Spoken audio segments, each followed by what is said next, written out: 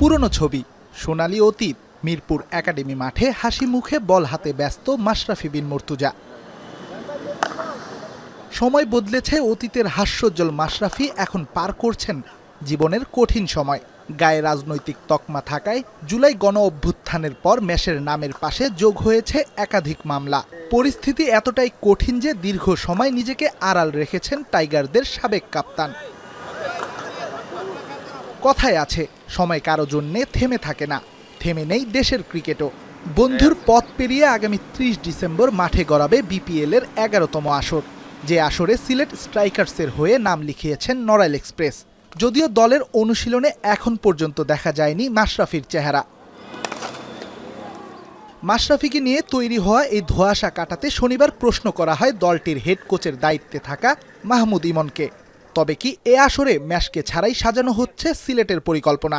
আমাদের স্কোয়াডে এখনও আছে, কারণ এই টিমের ওতপ্রোত অংশ হচ্ছে মাশরাফি, এবং আমরা ডিপেন্ড অন সিচুয়েশন, ও কি ফিল করতেছে, ফিটনেসের অবস্থা কি, ও যদি মানে খেলার মোট পর্যায়ে থাকে বা সিচুয়েশন যদি ভালো থাকে তাহলে তো অবশ্যই খেলবে। কথা হয়েছে আপনাদের সাথে? এখনো কথাবার্তা তো চলতেছে ওর সাথে, বাট ডিপেন্ড অন সিচুয়েশন। যদিও এখনো মাশরাফির সিদ্ধান্তের অপেক্ষায় আছে সিলেট। কোচের মতে ম্যাচ চাইলেই দলের সাথে যুক্ত হতে পারেন যে কোনো সময়। আমরা ওর জন্য অপেক্ষা করব, এটা হচ্ছে ওর কল। ও যখনই বলবে যে ও রেডি টু প্লে, তখন তারপর একটা নির্দিষ্ট সময় আছে, যখন আর সময় থাকবে না তখন আমরা ওই জায়গাতে আমরা অন্য প্লেয়ার কল করব। শেষ পর্যন্ত মাশরাফি খেলবেন কিনা সেটা সময়ই বলবে। তবে মাশরাফি সাকিবদের অনুপস্থিতি যে বিপিএল এর জৌলুস কমাবে তা হয়তো বলার অপেক্ষা রাখে না। রেদওয়ান শাওন, এখন, ঢাকা।